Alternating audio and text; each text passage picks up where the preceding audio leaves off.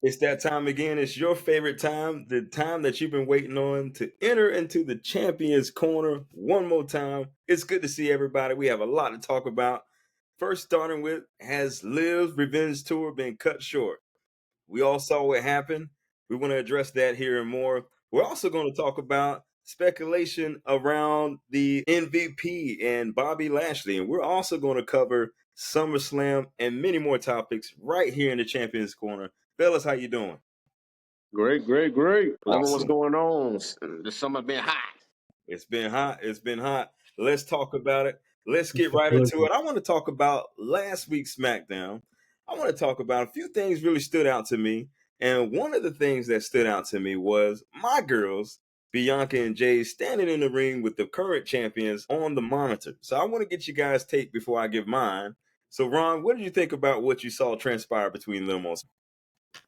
I feel like, Aladon and old girl Alba Fire, they running from them girls. They ain't defended them titles yet. I feel like it was kind of a fluke that they got them anyway. They didn't pin the champs. But a lot of people say Jade tapped out and kind of messed it up. But we ain't gonna go through all that. But either way, officially they didn't lose. And like I said, the titles haven't been defended on no shows. You could go to any show to defend your title. What you doing? You got challenges. You got Bianca, Jade, and this on last night, NXT, Last Legend challenged them last night. Yeah, did she call them out? Yeah, so I think they fighting next week, I believe. So they need to step up and be champions. That's what I'm saying. Because I feel like Jade and Bianca could easily get them back. Easy. I don't think they should have lost them, but they had to do their little tournament stuff and then whatever else. Now they back. Let's go. Reel them in. That boy went off just now. I'm just saying, man. Defend your title, man. Hey, but to your point, Ron, they are defending it against Metaphor next week at Great American Bash, the night one. Yeah. So they are defending it then. But the initial question from my brother, Sean, honestly, it was just bad for me. I didn't really feel anything from it. I know the direction they're trying to get with it, like, trying to set that up. And I get it. Now, I'll be honest with you, I don't think it's going to be happening at SummerSlam. It could be. I don't know if that's going to be the match. That's what they're going to get signed for. But it was kind of bad for me. I just want to see something else from it. And it's not really, and I'll say it like this. It's like Bianca is like down the road, man. You know what I'm saying? Everybody she's with now is kind of playing catch up to her. Because she's been in the wars with Bayley. She's been in the wars with Becky. You know what I'm saying? Like I said before, it's only like Charlotte and Rhea that she has to clash with on a regular basis now. The next level. So she's in that place now where she's like teaching, right? And so maybe help her try to bring those girls up, all three of them. Mm-hmm. But I need to see a little bit more. I need to see the more connection in the ring, how they all work together. And then didn't ask me that. And then maybe we can kind of, me personally, I can revisit. Maybe I get something from it. Got you. And for the digital audience, you may be just like us. We all thought here previous shows ago that they only won because they was in their hometown. And I would say this doesn't help them at all. This doesn't help them by not appearing on shows and defending your title. This really doesn't help that narrative. So I really feel like this match probably will happen. And then again, who knows? It might not even happen. We might not even... Somebody else might take the titles. You just don't know what's going on. I would hate for it to be on a pre-show, the SummerSlam pre-show. I really would hate that.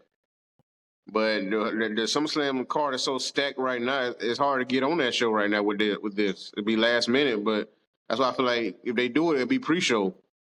So I would rather them do it on the SmackDown before because they're gonna be in that stadium anyway. And so we'll see. But nothing has been signed, and it's almost Friday. So I would say that for me, RC, to your point, great. Yes, these SmackDowns before has been in the same city. Still your champion. I think that's what's going to happen, man. But I would love to see LA Knight pull it through. I think the crowd's always behind him. I mean, he's got like that. Shoot, that what's that B+ player name? I need to look it up. Let's see.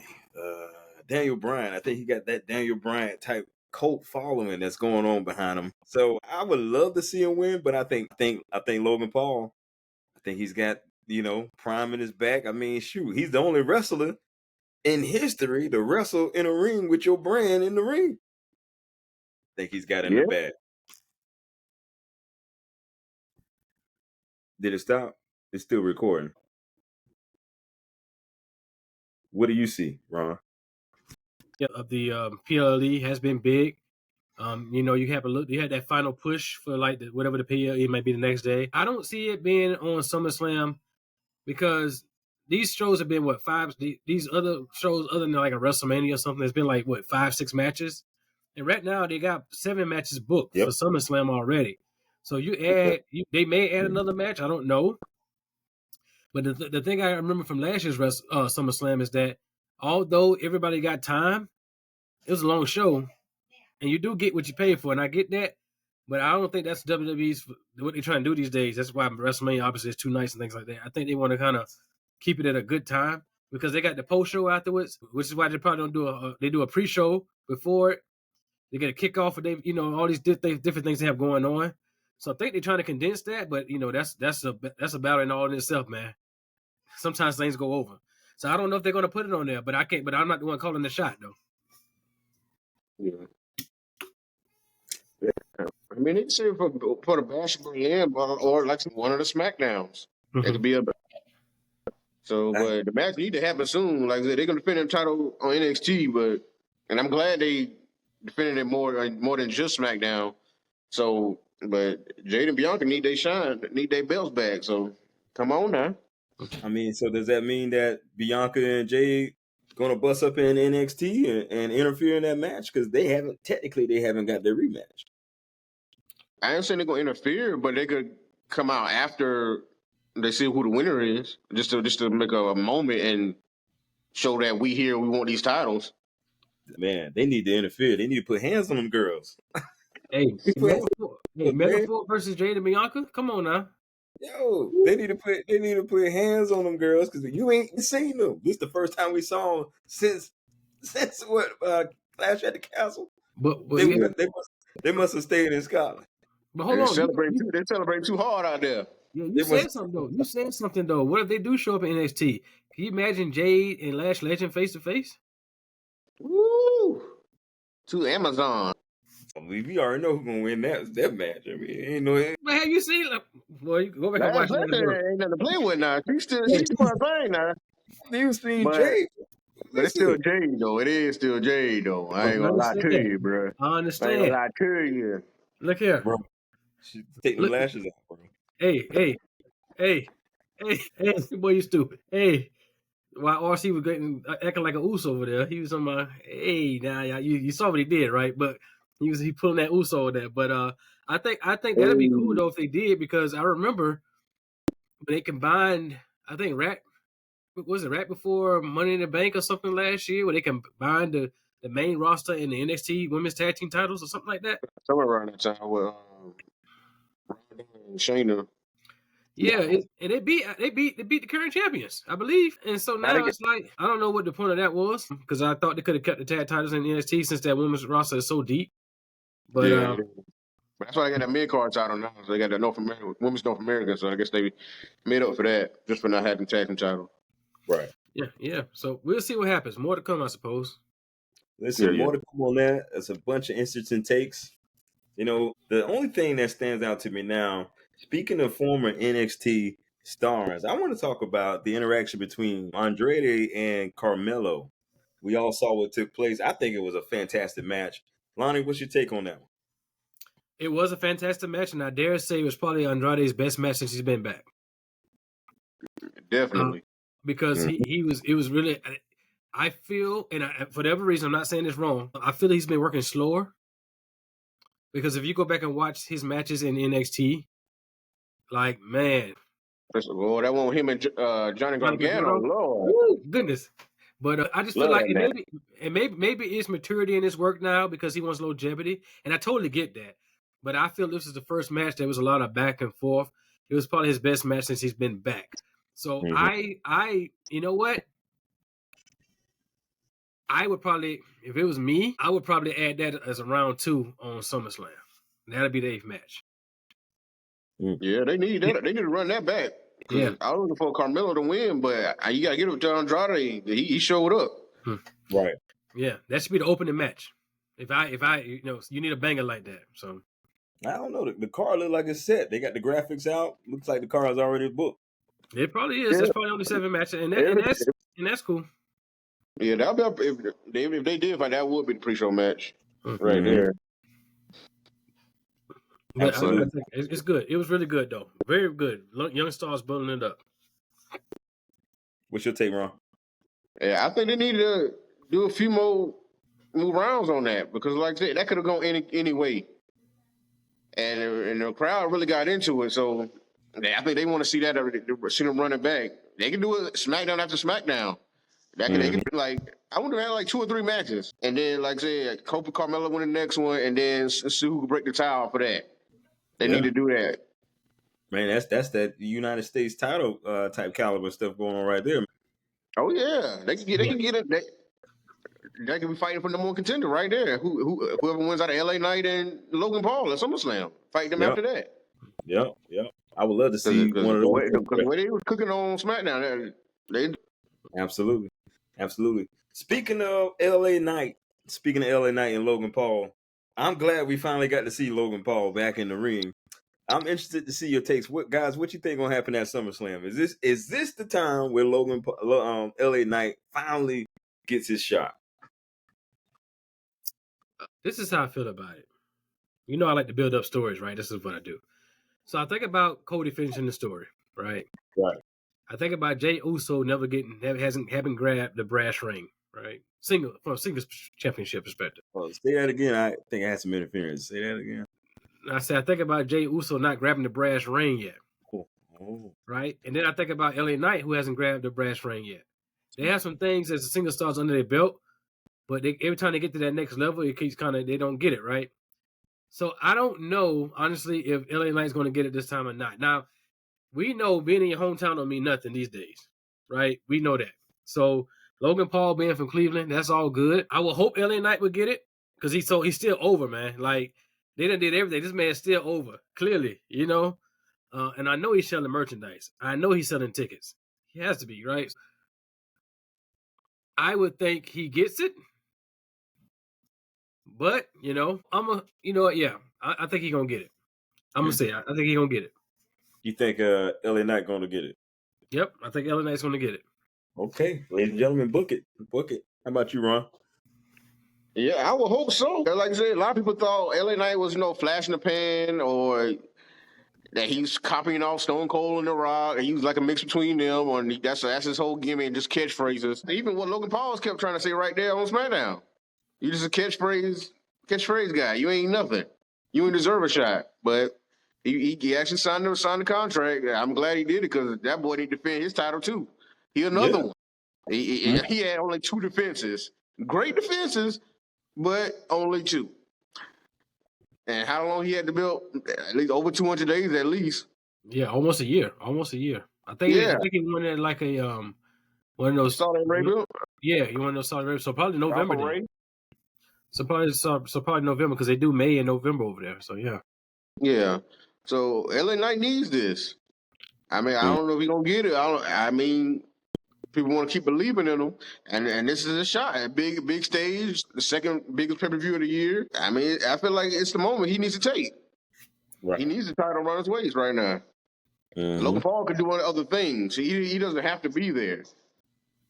He don't need a U.S. title, especially if he ain't gonna defend it all the time.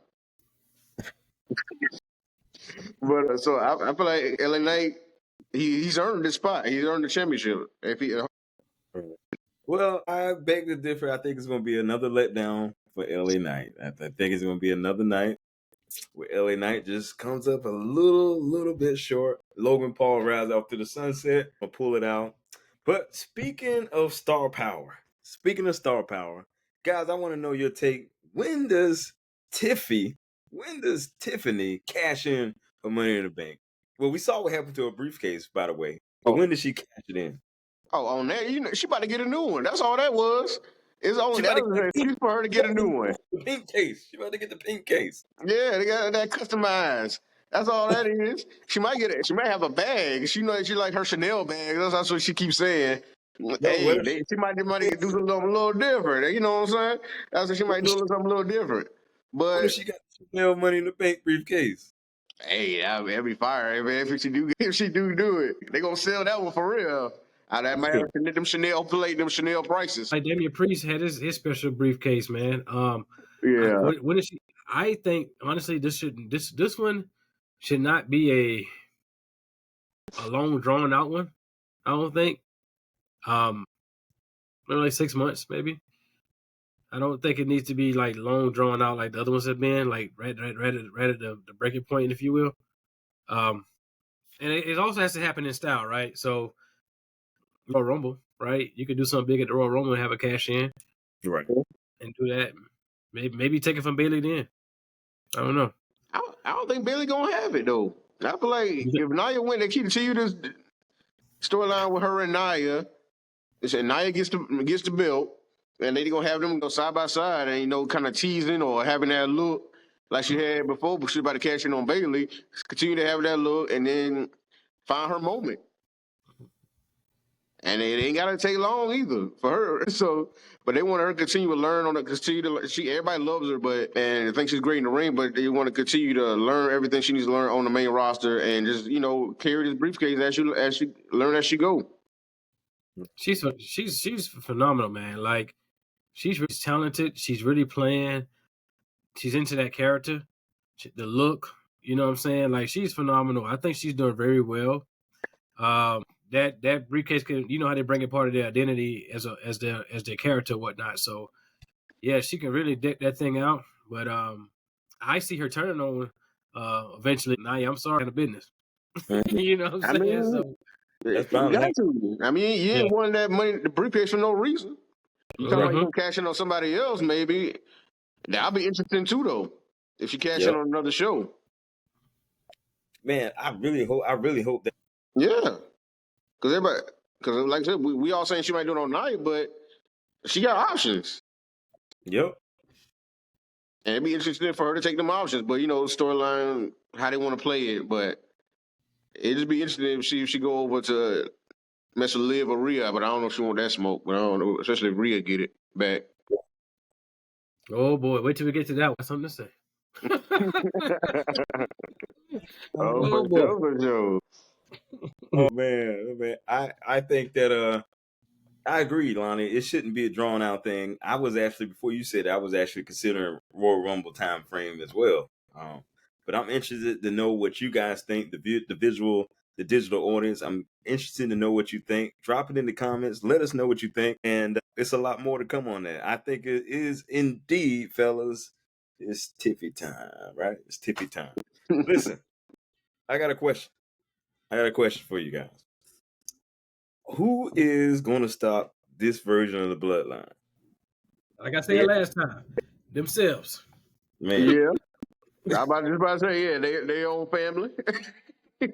We saw how they dismantled Randy Orton on previous episode of SmackDown, and they did it to Kevin Owens.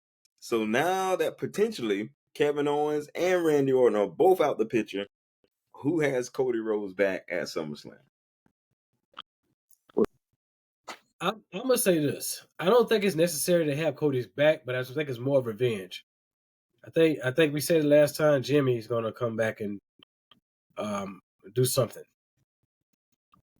Yeah. And no, I was just gonna say, because the reason I say that is because this week I think the Bloodline is gonna have an opportunity to get a chance at more goals in the tag team turmoil or the gauntlet. So if that happens, where does that happen, right? Does he come back and cost that too? So it's a lot of intervals there. So, well, I still think if they get in tag team tournament, they still gonna get the tag team titles, because like I said, they still need to look strong. But I think about this today, like, is this the moment where Jay and Jimmy kind of help each other out? Because Jay don't have nothing to do for SummerSlam. It might be a reason for that. And so they might think of Roman coming back, and it might be Jimmy. I don't know if that's going to be as much of an impact, but it's going to be interesting, because like I said before, a few episodes ago, last episode, Jimmy calls Jay this same type of match. for the world for the same title. And now he costing his younger brother for the title. But Jacob Fatu right there, and he can dismantle Jimmy real quick, just like Tama Tonga did. Right. But and if that does happen in that moment, they could run out there and save his brother right there. Right. So this could be that moment where the Usos get back together or have a rekindling moment. Right. Man, you brought up a good point, man. I didn't think about that. I didn't think that Jay doesn't have anything to do for SummerSlam. So he could possibly come out in that moment when his brother comes out, and they both team up against Yeah. Any of that could happen. But I also thought with Jay, they just beat the tag team champions on Raw. Yep. Yep. Him and Sammy. So would they go for the tag team titles? Man, was that Sammy lose the title? So lose the Intercontinental title. Yeah, it's a lot of possibilities. A lot of people think, even Rikishi saying, y'all ain't got nothing for Jay at SummerSlam. This man's selling all these merchandise, got the crowd hype, all this and that. Y'all ain't got nothing for him for SummerSlam. I'm like, I understand Rikishi. He biased. That's your son. But let him cook right quick. Like, you don't know what is going to happen. Maybe he's selling it. Maybe he's doing something to sell it. Hey, I want to know. Heard he got a lot of backlash for that. And he took the episode down. Oh wow! Really? That's what I heard today. That because he got a lot of backlash for that, especially the part about breaking up his marriage or something like that. Right, that's a story, bro. Like I heard he took the episode down. Like deleted the episode. Dang. Okay, well, I mean, in reality, what match would you guys have put Jay in for SummerSlam? I would let it, like I said, I say let him cook. Exactly. Maybe he needs a little time off to kind of build. Maybe he need that little break. Everybody can be on the card. We saw how the PLE's been going. They lucky to have 7 matches this time. Right. And he mad about him. Jay might be doing something with Rhea, but everybody loves that. It's been a lot of stuff been going viral with that. What Rhea said, and when she was asked if she got Jay number or Jay got her number, she was like, they even brought that up on. Right. Yep. So it's an interesting thing where everybody wants to see. And that's what you want. I have so much to say about that. Boy. We get into it. Like it's just a lot of this stuff just rolled in when we talk about the bloodline. They everywhere. So I got something to say about that. Everywhere. So everything rolled into it. So we kind of went a bit ahead, but I'm just saying. But we'll get back to it on Raw. We'll get back to that. Since you went there, man, listen, we need to jump right into it. We got to talk about this thing. We can't hold it no longer. The thing is just too hot. It's too hot. It's too hot. It's too hot. Hey, too hot to handle, too cold to hold. It's hotter than the grits in your baby mama pot. Not the baby mama. Hey, listen. If you cannot kick this one off, I got something I need to say. Go ahead. Look, first of all, that promo with Rhea and Dom and Liv. Hey, you said I took my glasses off for this. Somebody go ahead and cue Ron Simmons real quick for me.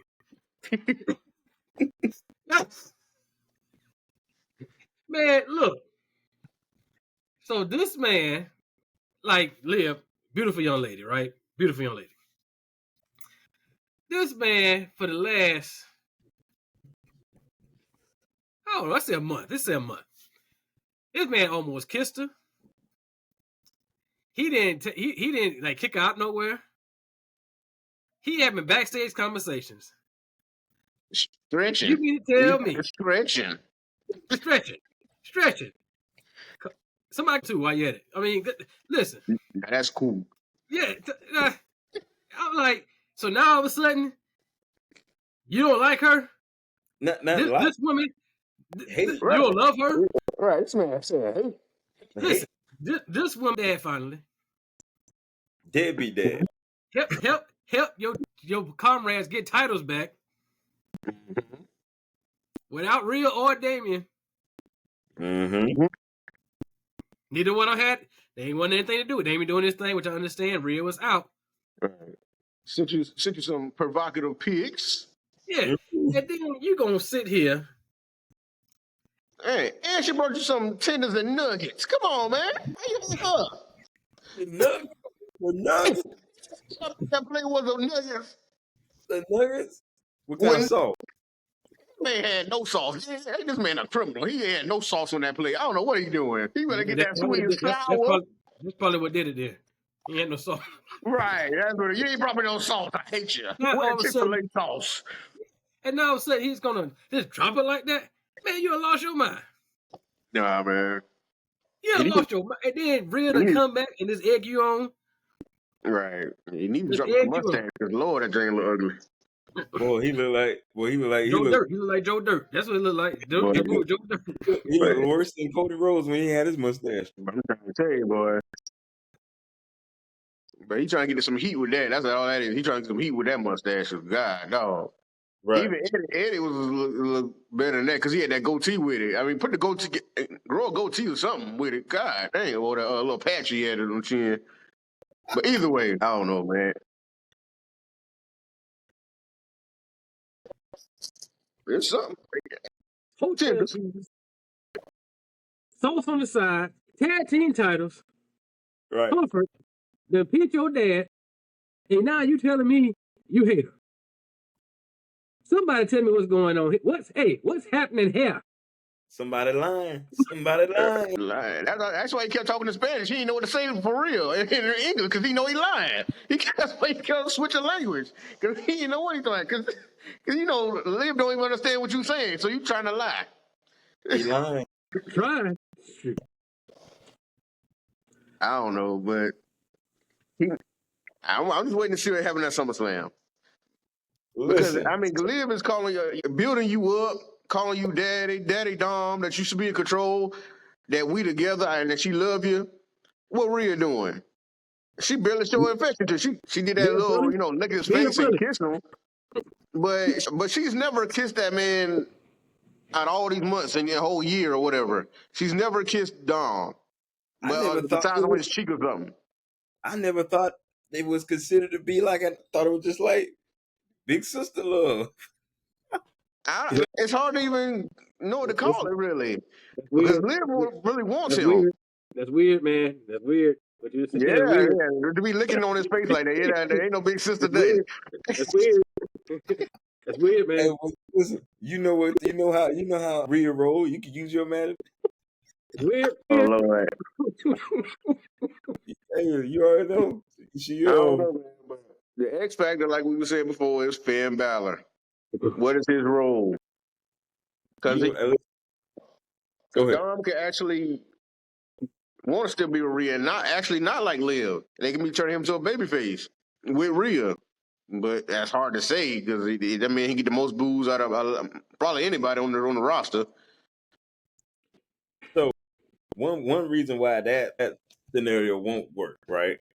Like you just alluded to, he's getting booed every time he pick up the microphone. So the Judgment Day have really fizzled down to a face faction. They're not even like a real heel faction anymore. I mean, outside of Finn Balor and Damien. I mean, not Damien, but and JD. But you see how did you see how they walked in to Raw? Mm-hmm. It was the 3 separations. Yep. It was Dom, JD, and Finn walking in. Then they show Rhea and Priest. And then they show Carlito running, tagging along like he's not really supposed to be there. Okay. First of all, let's just X that out. Carlito ain't no part of that group. That's what I'm saying. But they show him carrying the bags. Like he going up there trying to come up the ranks. You got to get rid of Carlito to his dude. He might be. He's a glorified manager. But let me tell you. Okay, let me just say glorified this. Bag boy. Let me say to your point, Sean. Dom being a face would not work right now. Why would he be a face? Because he chose Rhea? I mean, we've been around watching this for years, bros. We know Liv is playing that thing so good. Eventually, the fans gonna be behind her even more so. Because if she keeps this character up, yeah, ain't no need for him to. That's why I think he's gonna turn. But then Finn Balor, I pay attention to a lot of things. Why is Finn Balor challenging Gunther next week? Mm-hmm. Mm. Why? Because he talks some noise? Yeah. It's hard to say why. I'm trying to see where he got such an interesting role to play in this. Because he That's a been team trying player. to keep her around, keep Liv around. At the same time, he keeps saying Damien's changed and now he's turning on the group or whatever it is, or he hired in the group. So yeah, fight the room key, and don't forget he was in the car and the clubhouse with Liv. But did you see how he looked at Rhea when he was like, "So you gonna take up for Jay?" Mm-hmm. Right. So it's hard to say what his role is. That's why I'm just kind of trying to wait and see more things. But I mean, a lot of stuff adding up, but we needed some clarification on what he want or what he going to do. Because it's a lot of things, a lot of ways it could go, especially at SummerSlam. I hope it don't cost Damien the championship just because of this mess, but I want that to be a straight up match of him and Gunther. That street trash need to lose the belt. I'm sorry. Here you go. Don't do that. You ain't got to do nothing. Yo, the way they're going about it is amazing, man. But before we get into that, there's a few things. So, Dom asks Rhea, he's like, "Hey, I'm concerned, because I saw, how we alluded to. I saw you say that you took Jay number and you did the yeet." Oh yeah, they bring their social media on the show. Yeah, they have a long history together. I mean, if you go back, they've always made little glances at each other. So Jay and Rhea, they got some history together. They ain't never, fizzling anything.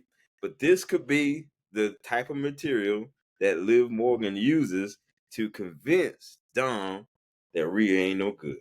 He already convinced him, man. He already convinced him. Good. She already convinced him. This dude here, you know what? Sorry. Hold up. Yeah, that lightning some lightning just hit there. But so, look, already convinced him. You know what? You know what's gonna happen? You know what's gonna happen? He gonna come to his senses. That's what's gonna happen. People, listen to me. He gonna come to his senses. Okay? He gonna realize he had them chicken nuggets. He gonna realize he beat his dad. He gonna like, wait a minute, what has Rhea done for me? Right. And as soon as she came back, he lost. And Rhea says, "You belong to me. I don't belong to you." So she's like, "You mine." Okay, he did win the NXT North American Championship a couple of times, but Judgment Day had a big part to play in that too. But ever since then, what has he done? Got injured. Yeah. Hey, I know he didn't want to go out there and get that smoke now for that title. No. Boy, you better stay on. You better stay on Raw. You don't want that over. Man. You don't want no parts over. He don't want the over or the Femi. He don't want neither one of them. Nah, bro. So I don't think nobody beat him either way. I had to get that out, people. I was holding on to that one for a minute. I was sitting on that one for a minute. Liv got the boy sprung. We're gonna see what happens. The boy sprung. He don't even know it. Well, he know it. He fighting it. He fighting it. I think at SummerSlam he's gonna hit his boiling point. Enough is enough. And we're gonna see who loves who. But the thing to watch out for is Finn Balor. He's the one to watch out for. I want, you know what? I wanted that's the opening match. Oh, I wonder. Anyway, okay. Don't get too excited, man. Calm down. A lot can be said on that. Let's roll right into Gunther and Damian Priest on Monday Night Raw, getting into a straight battle like it should be. Yeah. Like Booker T said, nothing but what? Nothing but me. Go ahead, RC. Say it. Go ahead, RC. Yeah. No bread, no water, just me. Hey, ladies and gentlemen, he got the beard and everything. So there you got it. They got into a straight up brawl. I mean, it was classic brawl. After Gunther called that man street trash again. Oh, he called him a bum. A bum. Straight like, up. Hey, this man got all the words coming out right now. Straight up bum. And he put that work on him after that, though. Yeah, Damian Priest came out there and said, "Oh, ain't no more talking. We talked last week. They're trying to fight now." He put that work on them, man. I mean, they went all over the arena. I was like, dang. Like what? That. I'm for real. Like, yeah. They. That's what it should be. Them two, we know they can wrestle. Oh yeah. But they two strong dudes. It needs to be a quote-unquote wrestle match / brawl like that. It need to be really physical. Yeah. So you know it always is if they're going to. So I think this is a chance with Damien.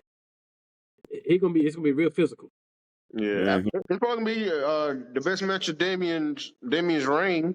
Mm-hmm. Yep. I hope it doesn't end at SummerSlam, but we're gonna see what happens. That's why I said I don't want no interference, but because he done had interference in all his title defenses.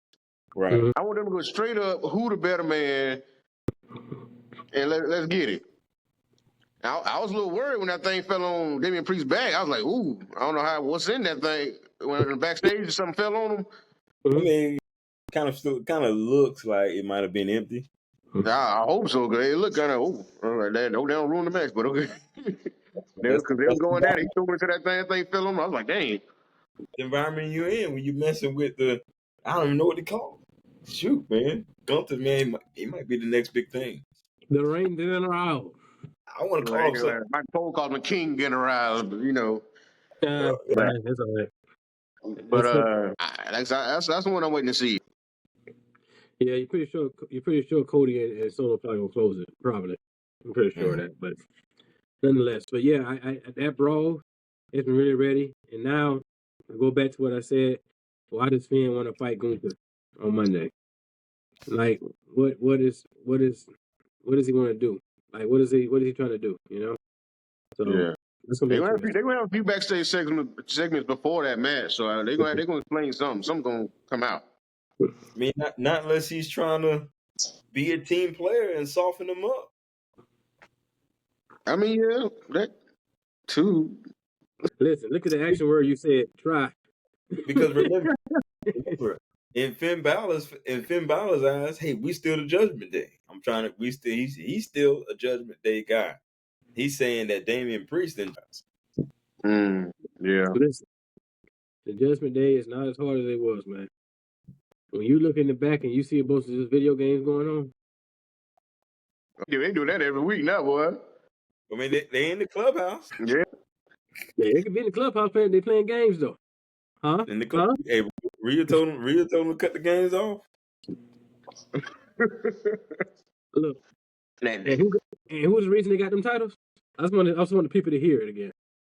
Man. Miss Morgan. Same person Dom said he hate. Oh, Dom. And there's another team need to defend their titles. Yeah. All the titles they being defended. What's going on? Hey, maybe down the drain. Maybe Liv that had a hand in that too, huh? Hey. She might have went back up to old Adam office again. But that's what I said. If Sammy lose the Intercontinental title, him and Jay could go after the tag team titles. They already coming out together with the entrance. Right. Yeah. Doing an old handshake. Mm-hmm. Yeah, that was a match I wanted to see at SummerSlam 1-on-1. But I guess anyway. But yeah. So much. Fellas, let's talk about Bron Breakker making it clear that he's about to take Sami Zayn out. Sami Zayn might not make it after this SummerSlam. That man sparing the heck out of everybody. But you gotta have the match. Like, what you doing, man? Trying to make these boys be that hurt, not even get to the match. Well, he beat him, didn't he? I mean, he did. I feel like should they have did a count out with him versus Ilya? Instead of like a no contest or no settlement with that match? I don't know. They named him the winner, so I guess there's ref stoppage. Or was that what they said? Mm-hmm. Well, yeah, the ref stoppage because the way they built him Bron Breakker, they want him to be dominant. So a count out, anybody can do a count out, right? Right. But if he do a dominant victory and the man can't continue the match, that puts more more tools in his kit. You know what I'm saying? Like, I'm doing this, I'm doing it. Look, call it what you want, but I know people say about Ricochet, he took him out. Now he potentially not even in the company right now. The Juggernaut couldn't Louis Kaiser hasn't been back since that spear. You know what I'm saying? Dang, you're right about that, Lord. I forgot all about him, Bo. So, you know, and I heard him say he couldn't breathe. Right. Dang. But that's building more mystique around the Bron Breakker character. He said his name will break you. Hey, that boy signed him. That boy signed him. Well, he living up to it now. He living up to it. And like I said, I feel like everybody think he gonna get this title at SummerSlam. I can't deny that. It's hard to deny that. Man, if he lose again, we might not see Sami Zayn after. He might snap. He might snap. Right there, because you know Bron Breakker intense after every move. Yeah, yeah. That boy, he feeling that every move he do to you, and Literally. Dude is like hardcore training, man. He runs like the road runner in the rain. That's how fast like he be going, man. And then the impact, you got to brace yourself for that impact. You can't tell me. Now I know there's an art to it, but if a man coming that fast at you, how do you sell that without? I mean, that got to be some kind. It's a huge impact there. I know there's a. How does you slow down? Like I know they train that. I don't train that, so I don't know. But man, that man be running like 60 miles per hour, and then just boom. You think he got the best spear in the game right now? Oh yes, absolutely. Yeah, absolutely. Sure. Yeah, I mean, so many people do it now. That's why I'm asking. So it's like, I feel like because with the spear, you just gotta have such hard impact. I feel like, and I don't like Goldberg, but back in the day, he had that. Yeah, I say Bron had the best spear since Goldberg, in my opinion. I mean, listen, I like to be able to sit in my room and I feel that spear on with the TV. Yeah. Right, I mean, right. The intensity on that spear. I mean, I haven't seen it like that since Goldberg. Well, it's always something to see, but like too many people got it right now. Well, and so it's like can't nobody get it. I mean, it's hard to do original moves nowadays or in the past few years, but so many people got that move, man. It's crazy. Absolutely. Listen, fellas, look out for that match at SummerSlam. I think it's going to be a banger, probably / breaker. I can't help myself. We got another chest tape for everybody. This one, I have no words for it. This one probably was the most spookiest one they had. The other ones made sense. This one, I'm like, man, I had to go and read the whole New Testament just to purify myself after watching it. Fellas, what do y'all think about this VHS tape with what's the girl name? Nikki Cross. Yeah, Nikki Cross. Oh, that scream got me. I was like, I had to turn the TV down. I turned the phone down when I watched it. But that's the only part that affected me really. Is just that scream. It was like they didn't explain much. They just talking. They say I didn't really know what they said exactly. Just talking. They didn't explain nothing like before with Taylor Rotundo, Bo Dallas, and Eric Rowan. Those are more deep and made you feel something. Because I mean it's real life stuff. But I feel like they could have did a little more with Nikki Cross' presentation or a story behind it. Because all those months she was just staring into space like she was in a daze. Shit, couldn't they have factored that into this somehow? And say she saw Uncle Howdy or saw something with Bray? I don't know. They could have said something with that. But they didn't explain anything with her really. And you can see what they gonna do with Joe Gacy and what's his name? Who's doing the buzzard? Dexter Lumis. Yeah, Dexter Lumis. I hate to see what they're gonna do with how they're gonna explain them to. If they couldn't explain her, because like I said, I feel like they had something with that. Like I said, she was in a trance, and she could have just said, "That's Uncle Howdy leading me to, a better place." Because I was down in the slums, forgotten. I felt the spirit of Uncle Howdy, or felt the spirit of Bray, or something. However they want to spin it, and they could have put that in there, but you didn't get none of that. You just got some random words and that scream, which, like I said, that's the only part that affected me. More to come on that, honestly, because I don't know what direction they want to go with her. She's been seen the most. Like all of them, like coming out handing the tapes and things like that. When the music starts, she pops up on Chad Gable. When it first happened, she's the first one that came out. So I don't really know her place in it. You know, like what is she there to do? Like, Uncle Howdy is there. He's the leader, right? Rowan has the big old hammer. I mean, what's the thing called? A mallet. Yeah, the mallet. So he's there to smash something, right? Gacy, based on his character in NXT, he was always kind of like that, like laughing, do punishment and all that type of thing. Kind of like how Taylor did a couple weeks ago. Yeah. In the next moments, he was just like silent, like the Equalizer or something. You know what I'm saying? Popping up in the ring. So with her, I guess they're trying to reinvent it, but what is her role? What is her role? That's the only question I have. What is her role? I mean, she's running Sister Abigail, ain't it? But what is her role? Like, what is that? Yeah, I don't. Yeah, that's what I said. They should have explained it, because, like I said, they didn't even do the giving them the tape type thing this week. Mm-hmm. They didn't even do that. They skipped that part and just played the tape. So it's like they made a deal with somebody in the truck. Hey, just go ahead and take the tape, man.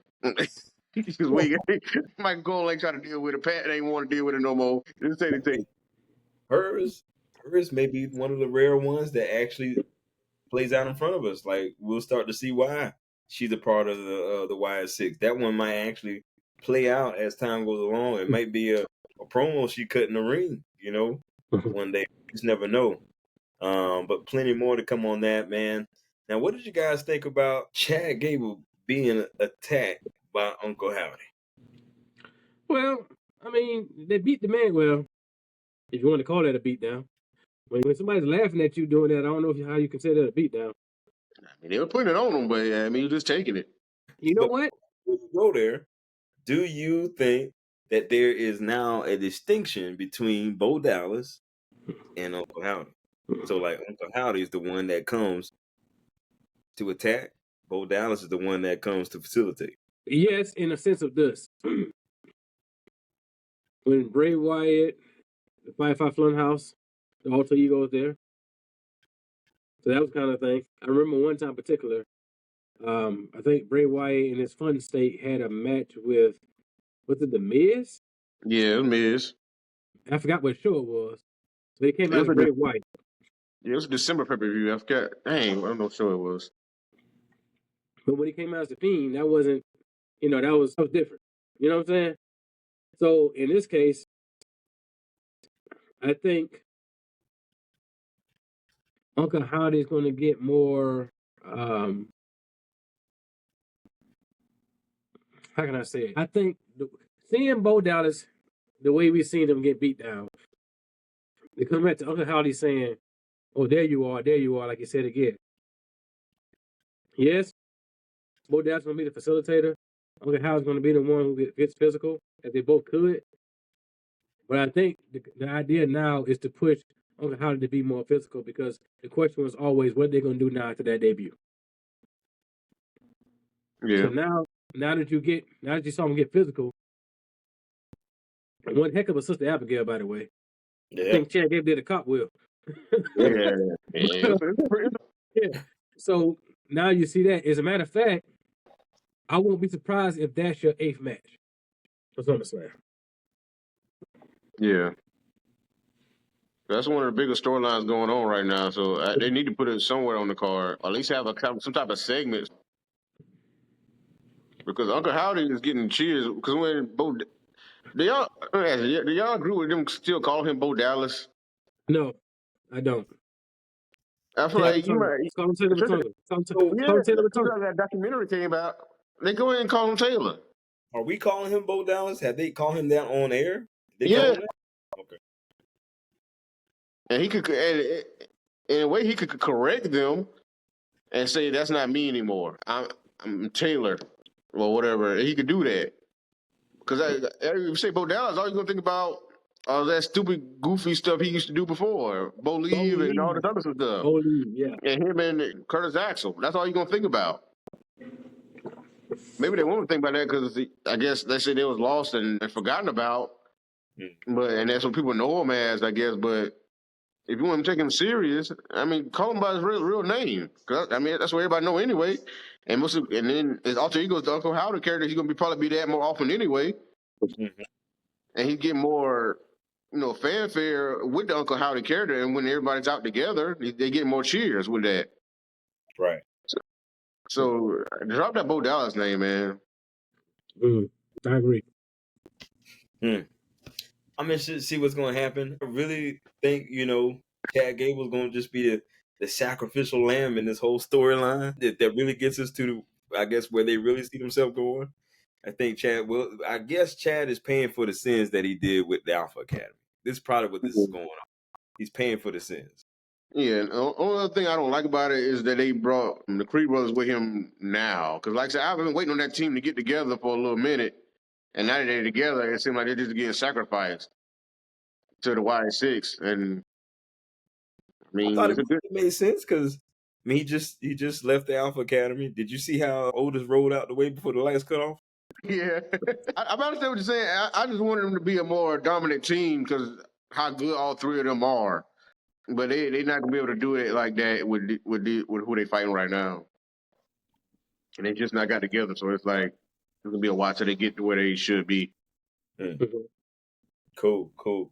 So if this doesn't happen at SummerSlam, when you guys see the Y6, where you see them, you see Uncle Howdy versus Chad soon, or will it be the whole Y6 versus whatever group faction Chad is creating? I would say Bash at Berlin, but that might be pushing it. But my thing is, if not to say they can't, but let's say you do a 6-man tag. And you put 2 out of 3 of them on the apron with Uncle Howdy. Would they stand there with their mask on? I would say no, because Uncle Bo Dallas, Taylor Ratunga, whatever you want to call him, he did say in one of the videos, he said that, they don't have to wear these masks. He said that. Yeah. But what do they do? I mean, like, that's where we see more personality. So in that case, I hope we do see that 6-man tag because I want to see I want to see every detail how they perform. What are they doing on the apron? How they move in the ring? But to answer the question initially, I would say Bash in Berlin, but that might be too much. That might be too long. So maybe a Raw. I don't know. Yeah, I would say a Raw. Because with all the stuff they got going on, it's hard to get on the pay-per-views now, especially with the limited matches they're going to have. So I say just play it out on Raw. You got 3 hours. You can make that the main event if you want to. Yeah. For a Raw. So, yeah, and like I said, they could wear the mask, but just for the entrance. Of course. That's what most people is going to be hyped for anyway, just for that entrance, and then slowly take that mask off and look. They look disheveled or whatever how they want it to look to be when they take the mask off. But it'll be just for the entrance, and then they can put it back on after the match or however they want to do it. You know what I'm saying? Cool beans. We're less than a week or 2 weeks out from SummerSlam, guys. What do you see happen? But before we get in that, let's talk about Drew McIntyre showing up. CM Punk in the ring said he's ready to get his pink shoes, red blood with Drew McIntyre. And the spoiler of the night that I think our brother Lonnie alluded to on the previous show, he's got his wish. Looks like Seth Rollins found himself in the match somehow. He just could not stay out the match. He found himself in the match. Fellas, do you think that Seth Rollins' spot in the match waters down the rivalry between Drew and Punk? Oh, so you go and take that, man. I won't say it waters it down, but it won't be a decisive finish fully. Because he's going to have to get involved somehow because somebody's going to lose their cool with him. And that's not going to be able to settle down between Punk and Drew. So with this, it's going to probably lead to the triple threat that they can have at Bash Berlin. And then the official match with just them two and whatever referee. They have trouble with referees. That's why they have himself in this match, I guess. And have that at Bad Blood. And that's what it's going to be the real match and see who the big man is out of that rivalry. You know what I say? I didn't wish for it. But I'm going to say SummerSlam 1997. Heart and Soul. Bret the Hitman Hart versus The Undertaker. Special guest referee was Shawn Michaels. Mm-hmm. What happens? Bret Hart spits in Shawn Michaels' face. Mm-hmm. After Shawn Michaels took a chair from him, Shawn Michaels swings the chair, hits The Undertaker, then has to count his shoulders to the mat. Mm-hmm. And of course, we know that robbery ends up going to Hell in a Cell and all that stuff. But anyway. Yeah. That's probably a perfect example right there. What might happen in this match? Did I say more? CM Punk wins. That's what that sounds like. I mean, maybe. I don't think it should. Would it make more sense for Drew or Punk to win for that story to continue? I think the way it's phrased is, would it make more sense for Seth to attack Drew or Punk? I think he's going to hit Punk. Yeah, missing hit Punk. Yeah, because he already hit Drew. Yeah, because he already mad at him for no reason. For coming back. No reason. After you got helped. No reason. You just didn't capitalize on that help. So, yeah, he probably is going to hit Punk. And the only reason why I say that is to go along with your analogy of 97 SummerSlam. So, that's perfect. That's a perfect thing, though, right? Yeah. I think I feel like that's how it's going to go. And add in just a little tidbit. I told you so. Drew had to apologize to them refs to get this match. I told you. He had to apologize to the refs. We don't know that. We don't know that. They standing right there. We just saw him standing there. We just saw him standing there. We didn't see no apology. But they were standing there for no reason. We didn't see no apology. Man, he apologized to them boys. Like I said, he was just getting embarrassed when Adam Pearce told him to do it, but he did it backstage because they were standing right there, and Adam Pearce shook his hand like, "Thank you, finally. Now you back." What footage you saw this on? I didn't see this footage. I saw that. Look, my point is, yeah, maybe he did. Whatever the point is, I just think to answer that initial question there, yeah, I think he attacks him, but I think it's in that way. I don't think it's like Seth doing it on purpose. It might be something like of a mistake. Because what's the point of putting him in there if it's going to be straightforward, you know? He can't be. Yeah, because he can handle chaos. He doesn't need to be in there. He doesn't even need to be there. Bro, go back and watch that match before SummerSlam. And this is the main event. You ain't got to watch the whole show. Go and watch the match. And then I'm pretty sure we have much to talk about, but that's going to be something else. SummerSlam 97, Heart and Soul. Yeah, I got to go back and watch that one. I mean, I've seen it before, but, it's been a while. All I remember is that spit. You remember that chair shot? I mean, I just remember how that took off in two directions. I mean, with Shawn and Bret and Shawn and Undertaker, so. Yeah, that night was historic, but that match I'm talking about, I don't want to get into the whole night because something else epic happened that night too, but I ain't gonna get into that. But yeah, I'm interested to see what he does in that because next week he's supposed to give his quote unquote referee's address. What is his rules going to be or something like that? I just hope he get out his wife's closet. That's all.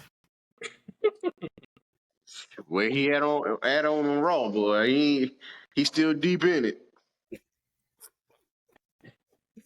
So, fellas, what's your rundown of SummerSlam? Let me pull it up here. We got the card right here, according to what they posted today.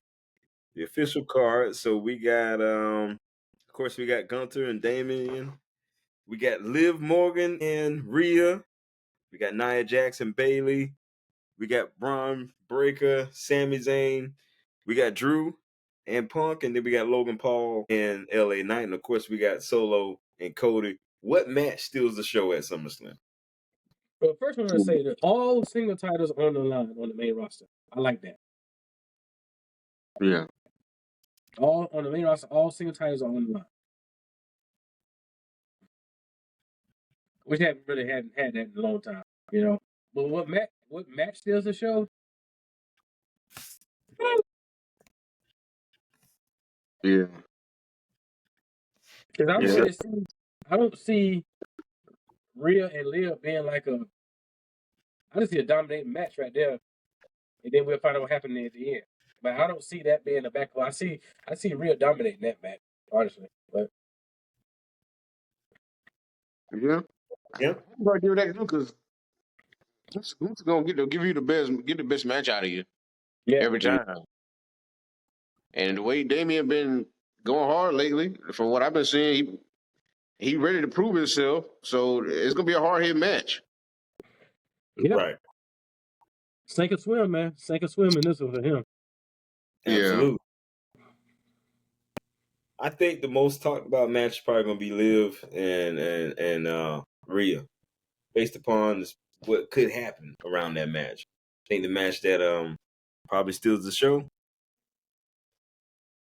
I'm gonna lean more towards Drew and Punk. Yeah. It's like 3 matches because it's about the moments that they could have around the end. Drew and Punk, like we were saying, Seth getting involved, cost somebody the match. Cody and Solo, we're waiting to see if somebody comes back. And what was the other one? And Damien and Gunther. That could probably have interference too. I would hate it if it does, because like I said, I feel like that needs to be a straight up show stealing match and see who's the winner. Right. Yeah. I mean, other matches on there, they'll be good, but I don't know if they'll be show stealers. I mean, there's nothing against them, but you know, I expect Bayley and Nia Jax. I expect Nia Jax to be dominant, and then Bayley has to come back and win that match. I think LA Knight and Logan Paul. I think it'd be a straight match. I think it'd be good, but I don't think it'd be a show stealer. And Sammy and Bron, yeah, that could be my next pick if I had to pick. And I think, but to the point of ours, it's gonna be a lot of moments. Yeah. It's gonna be a lot of moments. So I guess we'll see though. But I tell you, ladies and gentlemen, digital audience, who doesn't need to come back at SummerSlam, and this might be a controversial pick, Roman Reigns does not need to come back at SummerSlam. And here's why. Because if he comes back at SummerSlam and helps Cody Rhodes, what was the point? In my opinion, what was the point of all this? You know, I think he should come back on a single show and look Solo straight in the face. I don't think it need to be at SummerSlam. I agree. You know, there's so much going on. He don't need to, like, you know what? I'm gonna say that one. We got something coming up I can talk about on that one. But when does he come back? I mean, will it be all the way to next year? No, I think it needs to be a regular SmackDown. Nobody's thinking about it. Boom, his music here, he comes out solo and the whole bloodlines, and I think it need to be a regular SmackDown because this is how I look at it. Number one, that takes away, you know, like your whole, in my opinion, because I'm looking from a different advantage from a heel standpoint, right? And I know he's gonna come back as a face, right? But I'm just looking at it like, you know, Solo, Cody, the whole moment's built up enough where it doesn't really need Roman Reigns to come back and take sides with. Because if he comes back at SummerSlam, who gonna side with? You gonna have to side with Cody. So I feel like he doesn't need to come back and side with Cody. It needs to come back and just be a one-on-one stare down between him and Solo. Yeah, I can see that. I like that. with him continuing to call himself the tribal chief and hold on to the Ulafala around his neck. Yeah, he's like, that's mine. He need to come back and say, That's it. That's yeah, it. because really, he can come back and right at the end of the show and not even talk. Mm-hmm. And like I said, have that stare down. Like, that wouldn't be bad. That wouldn't be bad. Yeah, because he came back. He can't because he don't have to come back and just throwing hands. He come back and say, and save it and let that be a cliffhanger. Like, what you doing? What you been doing? Mm-hmm. But I also got to explain why he been gone so long, or what he been doing after what happened to Paul Heyman and Jimmy. Man, so does Paul Heyman come back with Jimmy? Or does Paul Heyman come back? Who does Paul Heyman come back with? Probably Tribal Chief, man. No. Tribal Chief, man. That's why he got taken out in the first place. Yeah. You're not my tribal chief. Well, and the fans went crazy when he said that. Yeah. Ladies and gentlemen, we look forward to hear from what you think is going to happen at SummerSlam. Now, we want to move on to a subject that it brought our attention to. Brother RC, my brother Ron, he brought this to our attention. I think it's a very great time to have this discussion. And let me paraphrase this. We don't represent any type of political affiliation. This has nothing to do with, what's transpired in the world. This is just fair conversation. Can we all agree on that? Yes. So, all right. So major WWE superstars have exited the company as of late. And a few of the notable names that have exited the company is MVP and Bobby Lashley. Some people speculate they feel that this could be due to the way that the current regime and just the industry in a whole has treated black athletes. What do you guys think? I don't think it has me personally, I don't think it has anything to do with the color of their skin. And for one, if you say that, then why does Oprah have a title? Why did Trick get a title? Why did Jade Bianca get a title? You know what I'm saying? Why did Thunderbolt Patterson get into the Hall of Fame? You know what I'm saying? Like, I don't think it has anything to do with that. I just think, respectfully, that when people don't see something like that, that just seems to be the go-to for some reason. But I will say, what I like to dig a little deeper and see what's going on. I heard, I don't know if this is back to that Bobby was, even though his contract is coming up, they made him an offer, he just didn't accept it. Like I said, I don't know that for sure. I'm not in the conversation, so I can't say it's a fact, but that's just what I've heard. MVP, he's been traveling for a while. And not to mention that, I mean, Big E is and Titus are like community face people. And they everywhere. Because right now, Big E, we know Big E is not able to work.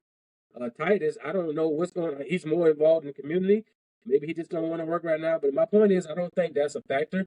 It just, I think a lot of that topic came up just because it all kind of happened at once. And, MVP has been talking lately about wanting to bring the Hurt Business back, but it was shut down. And I think some people just kind of picked that up and just kind of ran with that in different avenues of posting. But that's just my personal opinion. Yeah. And saying that, I don't think they say it's a racist thing or like that, because they promote black wrestlers a lot in WWE. It's been more NXT. It's been more NXT successful black male wrestlers lately, and they got a lot of them down there. Like I said, John Evans. I think John Evans. He coming up a 20-year-old. A lot of them are having great moments down there. They do need more black male talent with more success on or more spotlight on the main roster. That's a true thing. Bobby Lashley, he's perfect for that. 2-time WWE champion, 2-time Intercontinental champion, U.S. champion, ECW champion, all that. This man didn't even get a match last year. Well, WrestleMania 39, he came out there with the trophy. He won the Andre the Giant Memorial Battle Royal. This year, they had a match. They had him in the Profits today, but their group just couldn't get it off the ground. It didn't really go anywhere. I mean, he had a fight with Karrion Kross and his crew at WrestleMania, but after that, then what they do? Nothing really. And the Profits still barely doing anything. They going back and forth with Pretty Deadly a little bit and talking about the Bloodline, but they ain't about to fight no Bloodline. So they do need black male superstars with the spotlight on them a little bit more. And I feel like 2 candidates, Carmelo, he's coming up. He done flub a few lines. A lot of black wrestlers is they can't talk. Some of them on the main roster. Because Bobby, he's not the best on the mic. That's why he had MVP. They could put an MVP back with him. They could have did that, whatnot. But with Cedric Alexander, Ashante De Adonis, they put him back on NXT. Because both of them are not the best on the mic. I mean, Ashante might have more charisma. I feel like he has charisma. Where a lot of people know his character, and a lot of people didn't know Cedric character. So they're back there as a tag team on NXT, and they made some noise with Trick Williams on last night on NXT. So, like I said, NXT is where black wrestlers are thriving. But that main roster needs that. Like I said, Carmelo, if they do something with the Street Profits or break the Street Profits up and they have to do something new with them, definitely do something new with New Day. I mean, they've been doing the same thing for years. A lot of people say a lot of people still love them. I still love them. We all love them. But they need to do something new with them. Well, the New Day, yeah, I don't think it's going to be a New Day, RC. I mean, you know what I'm saying. But still, like, they had something interesting going where, Karen Cross was trying to recruit Xavier Woods. And it's great to see, those two brothers, Kofi and Xavier, want to stay together and not have a group break up like, the norm of a group in wrestling. I like to see that, but do something interesting with them. Do something a little different. You got all these writers, have them write for them.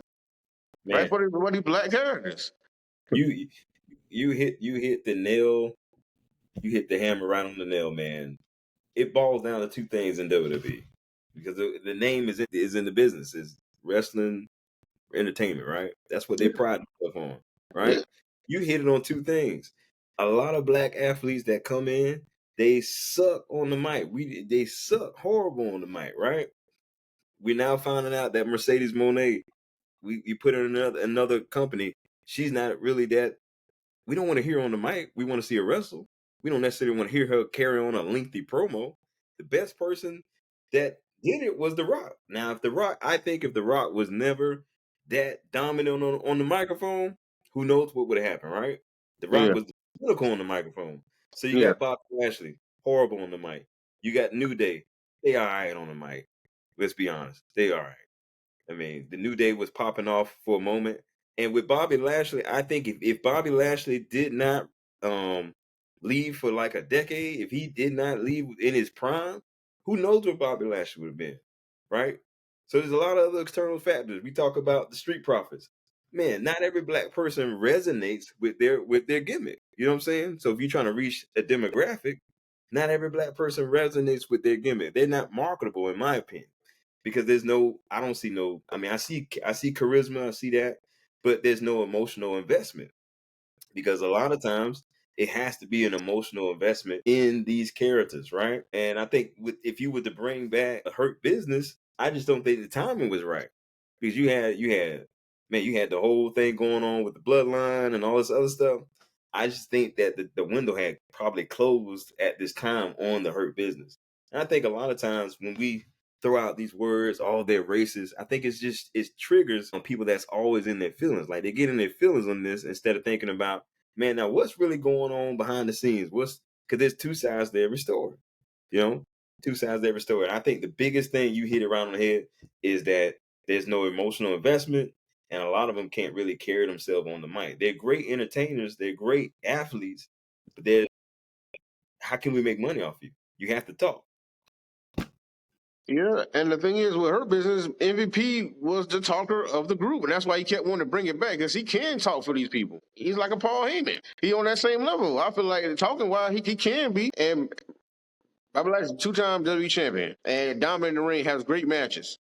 Mm-hmm. So that's why he wants to bring that back. And they was represented well in suits, and not what stereotype. Right. They was represented well dressed men, great athletes, dominating.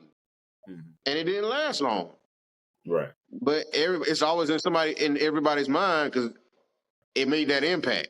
And that's why if he continues to want to do it, and it's frustrating because it's represented black men well in wrestling, like never before. Mm-hmm. Street Profits, like I said, they represented good because everybody gets hyped for them, but they need to do something different themselves. They had every tag team title. Either do something different, don't split them up, or represent them in a different way. They was the pride with Bobby, but like I said, it could never get on the ground. They wanted them to be heels, but the crowd continues to cheer for them. So they kept going back and forth, back and forth. They won WrestleMania, but like I said, it never got off the ground. Right. Yeah. I think that Bobby got injured. Yeah, at this point, they need to be split up. Because I think that what's his name? Montez? I think Montez can actually be a top caliber star. I think that is ran his course. Street Profits is running his course. And that's what everybody's looking for. Yeah, he can talk on the mic. Yes.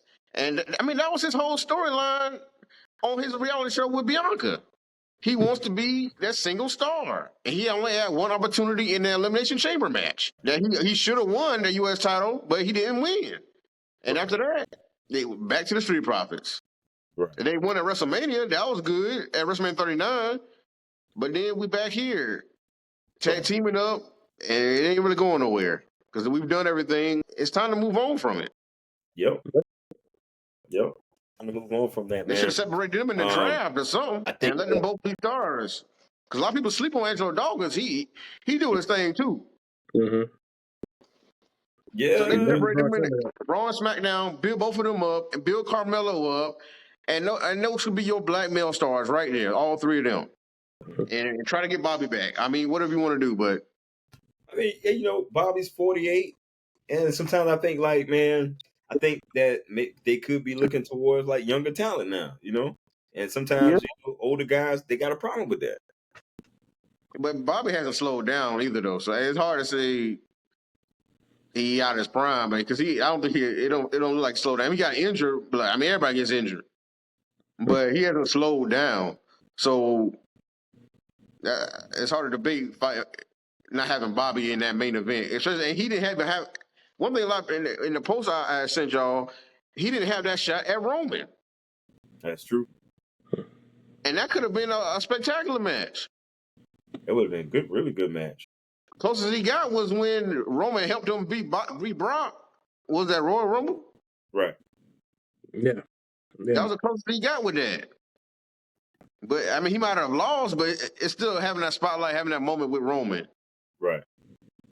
All right, you could have had one or two matches at least.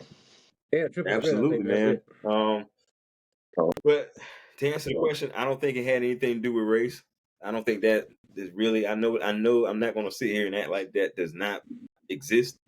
But I don't think it had anything to do with it. But I am interested to see what's going to happen with Montez.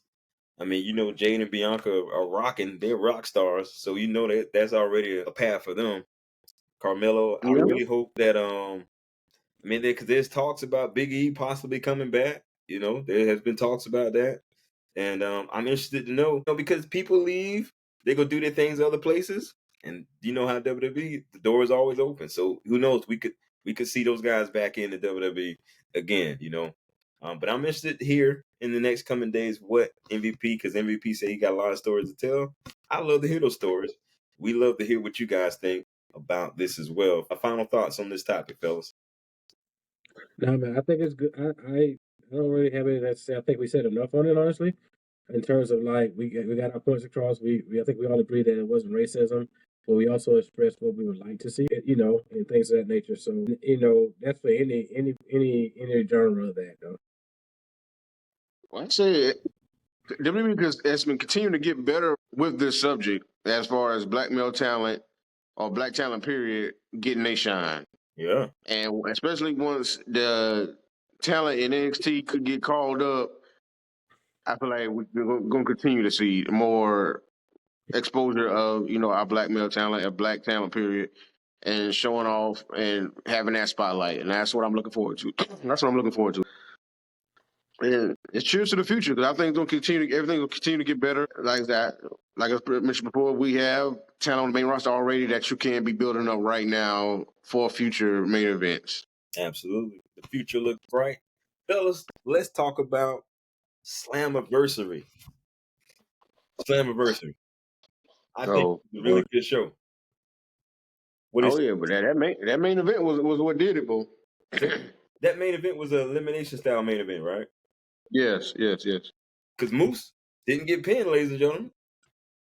Yeah, he did. He did well. How can I put it? He didn't. I don't feel like he, had he been the last person in the ring, that type of thing. You know what I'm saying? Yeah, he got out a little earlier. That's why I thought people thought Joe Hendry was going to win because he actually pinned Moose. Yeah.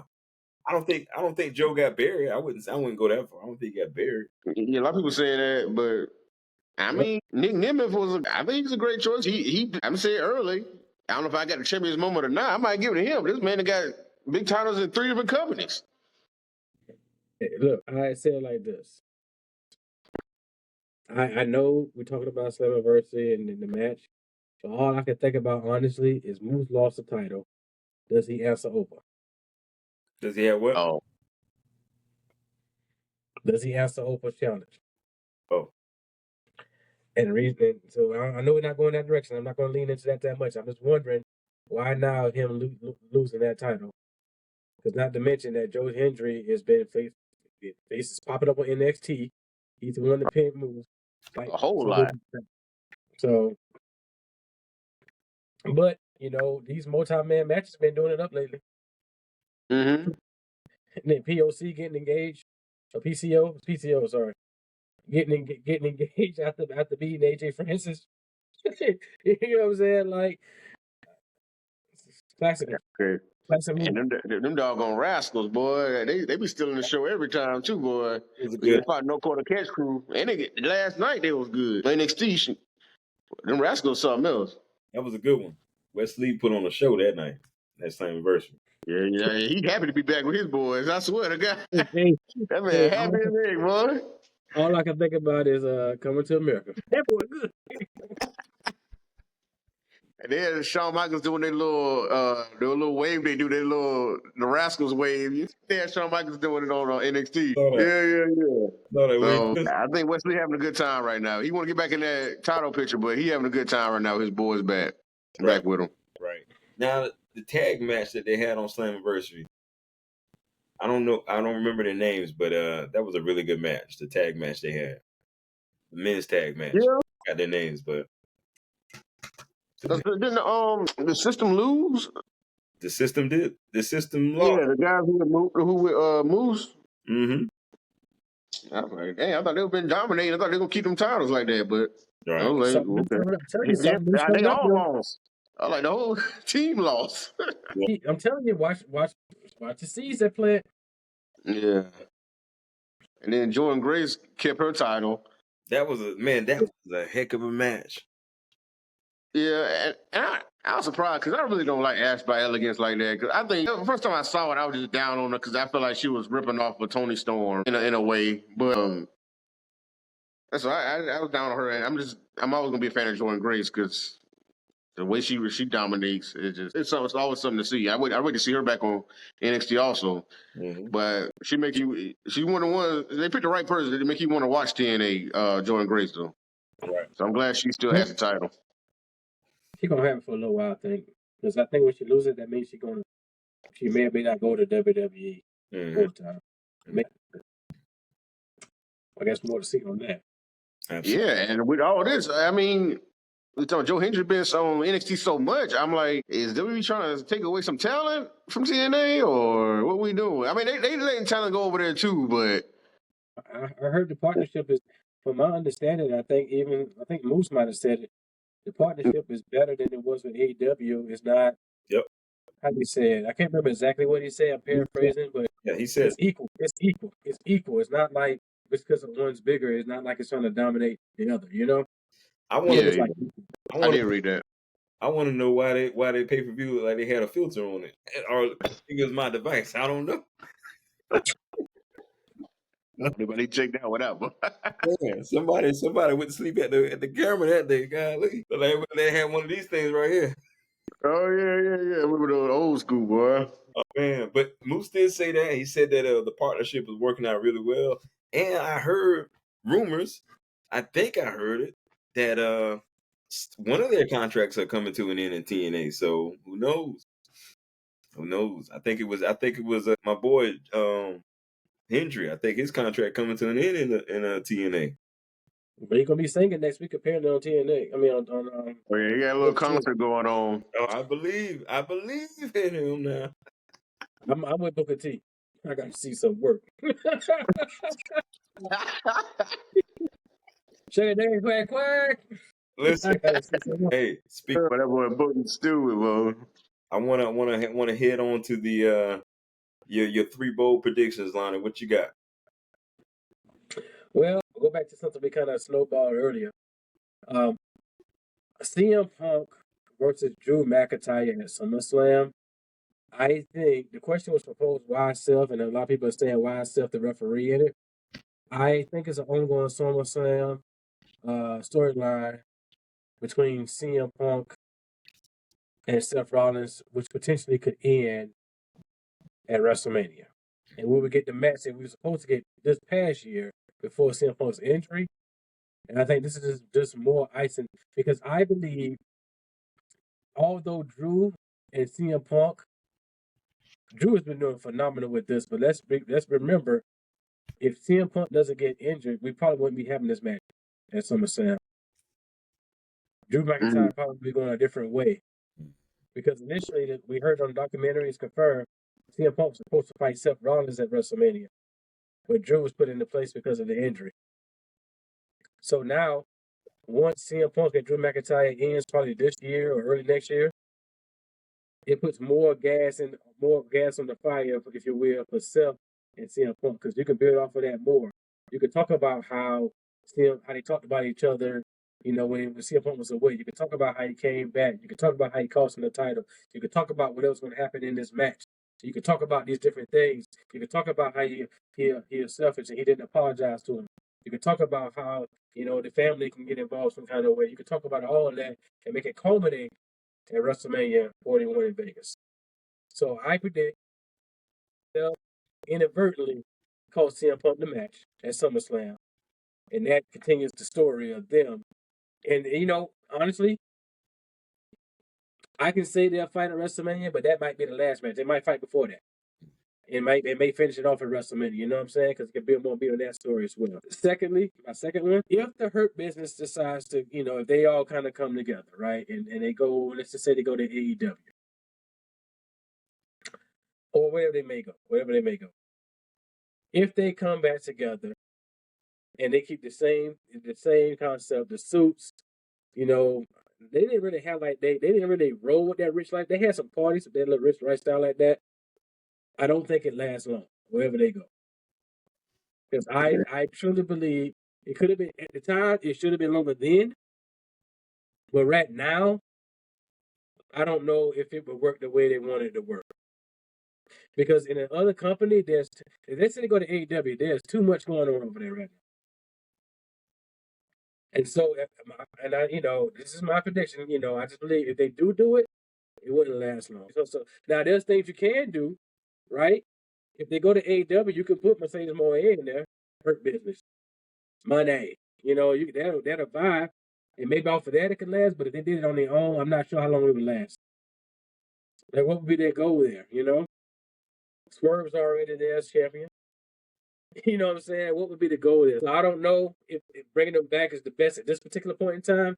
Maybe different people. Maybe MVP talk. Maybe Bob. I don't know, but I just don't know if it will last long today. During the pandemic, which was really hot, yeah, it was awesome. And if you're talking about using the same people, I heard Shelton Benjamin say he said he talked to AEW, but he really wasn't sold on. So he like doing his own thing right now. That's just my personal opinion on that. I think if they come back, I just don't think it'll last long right now. Or it might get kind of lost in the weeds. They might be there, but they might get lost in the weeds, per se. But this is my personal take on that. Last but not least, honestly, I kind of been back and forth about this one. A lot of speculations was like, what happens with Randy and Kevin Owens now that they got taken out by the Bloodline in front of Cody and looking? I know we're talking about, we talked about Jim Uso coming back, costing them. Yeah, I get that. But I can't help but keep thinking is why are they letting Cody watch his friends get taken out like that by the Bloodline? right? So I predict Kevin Owens comes back to help fight the Bloodline, because why would he not fight them? Because they've been fighting them forever. They've been fighting longer than anybody, I believe. But Randy Orton finally turns on both of them. He RKO's probably Kevin first. No, he RKO's Cody first. Kevin's like, "What's going on? Why are you doing that?" Then he RKO's KO, and then he rips the RKO shirt up, something along those lines, and he leaves in Viper's fashion. And then we get to, I know people talking about when we're gonna get Cody in the Rock. I'll be honest with you, the more the Rock's away, the more Randy Orton, and I don't want it to be like another Cody Roman type of thing, but the more you build towards Cody and Randy, where does the Rock fit in that? If it goes to WrestleMania, if it goes that right, it might be Survivor Series. I don't know, but that's a lot there. Like that Cody and Rock would be on a Netflix type of thing. Yeah. That could be a match for that. Yeah, that could be it. Yeah, actually, that would be. You talking about Rock, Cody, and then Cena coming back? Oh yeah. Yeah, man. Hey, tell everybody else to cancel the shows the rest of the week. Yeah. Those are must see. Those are must see. Now, yeah. So those are my three, man. Those are my three. That's what I believe. So with the Hurt Business, I agree, but I'm like, man, what if they go to TNA? I can see it working in TNA. You know, it could. It could. You have a lot. You have a lot fresh. You have a lot of fresh talent. I just don't know. Sometimes one of the biggest problems I think on a show is that when you have too many factions, and what I mean by that, 4 or more.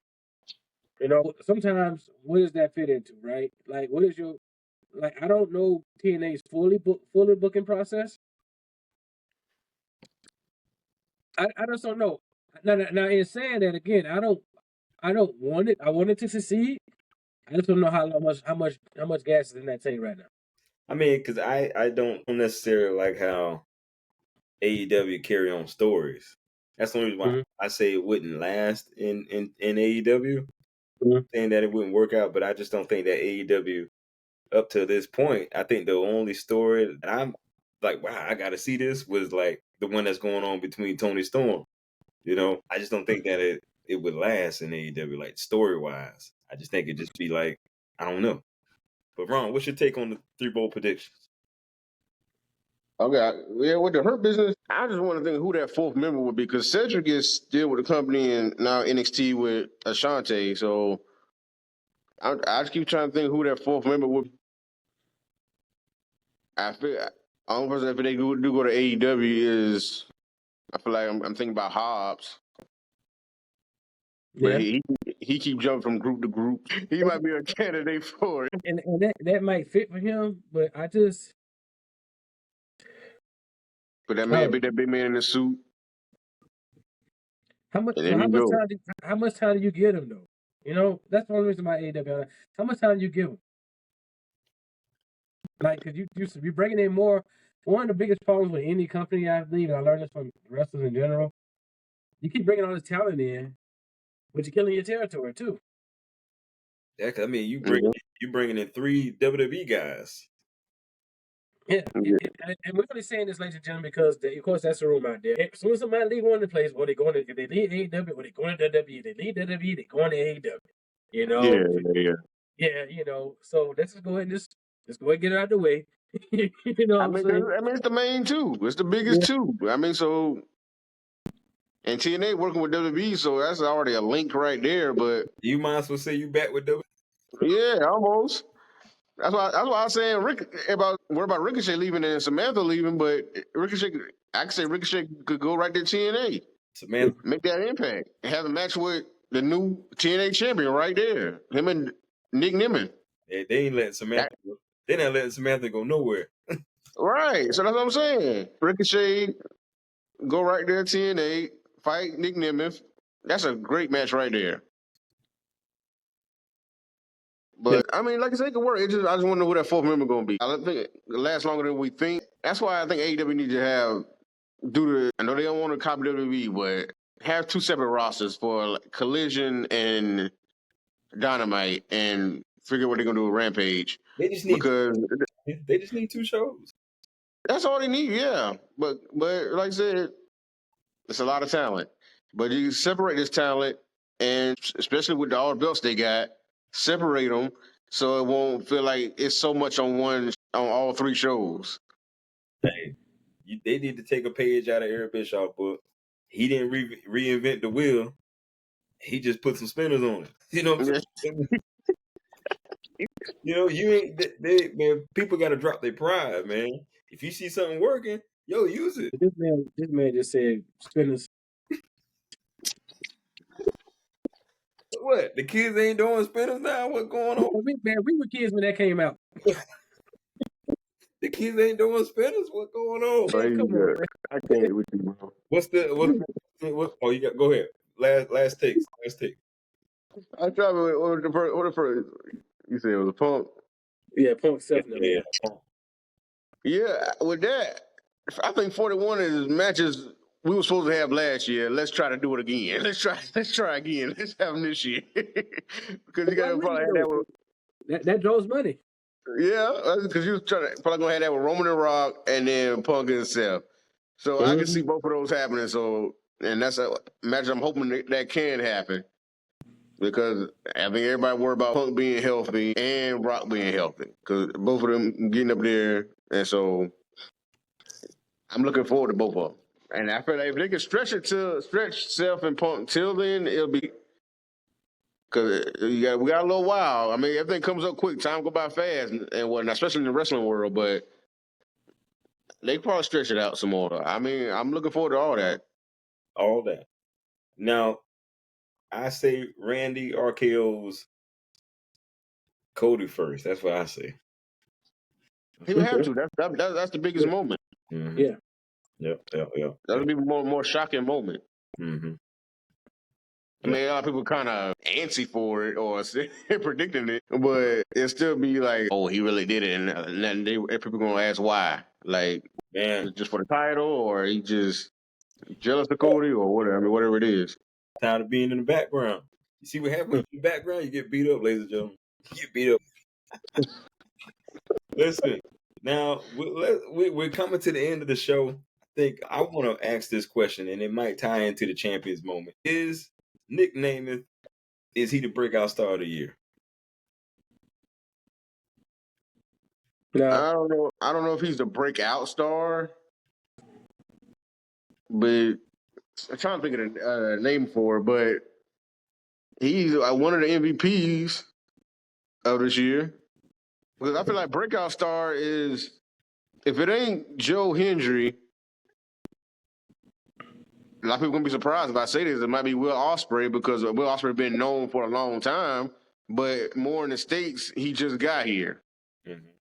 And he's have at least 3 matches of the year this year. Mm-hmm. So I feel like one of them 2 could be the breakout star. Mm-hmm. But Nick Nemeth, he just one of the MVPs, because like I said, if I had a champions moment, I'm giving him a champions moment. This man got titles in 3 different companies right now. Mm-hmm. He left. Well, he got let go of WWE because he had a big contract with them. He was always getting money. People, he wasn't in the right booking phase as a lot of people wanted him in, or he wanted himself in. But that man was getting paid, so he already made his money. Now he continued to show off, as you say, as he says. He's showing off. New Japan, AAA, TNA. He doing his thing. We all know he's capable of, but now he's showing the goal. He has the goal to show it. He finally a world champion again. Because a lot of people think it was messed up how he lost the world championship before. People they didn't even really believe in him. They just want to see that cash in. When he did that, one of the best cash ins of all time against Del Rio, but they didn't have faith in him back then. He just a tool they got in the box. Mm-hmm. That they always want to use for, to sell everything and this and that. But he's showing why I should be on top. And now he's on top right now because he got a championship in several companies. And He's doing that belt. He's being a belt collector. So I'm giving him champions moment because he's a multi-champion right now. So I'm giving him his flowers right now because, like I said, we always had high hopes for him and we believed him, but they just never gonna do nothing. We just kept him in the same place. But now he's going around showing why he's a showstopper. So I'm gonna give him the champions moment. Love it. I agree. Very good. Lonnie, you want to add anything to that? Nah, man. I think it's very good. He's still going. Awesome. Still going, man. Still going. Man, I think he's having one heck of a year. I mean, 3 titles back to back seem like I think good things are coming for him, but he's got a moose hanging over his head. Okay, yeah, Moose coming back from that title, but like we were saying before, we hoping Moose goes somewhere else for a little bit. Mm-hmm. More to come. Like they say, it's time to play the games. Oh man, how did that come out? I just don't know where this stuff come from, but he had to squeeze it in somewhere. Huh? Yeah, he had to squeeze it. You know what? I'm gonna have you put that right there in that box of spinners and just don't open it. I don't know where that came from, ladies and gentlemen. But listen, you guys have tuned in to your favorite show, The Champions Corner. We're glad you guys joined us. Hey, we want you to like this video, share this video, comment on this video, subscribe to the channel, follow us on social media, do everything. Become a member of the Champions Club today. We love you. We'll see you next time. Thank you for 1,000. Peace. Man.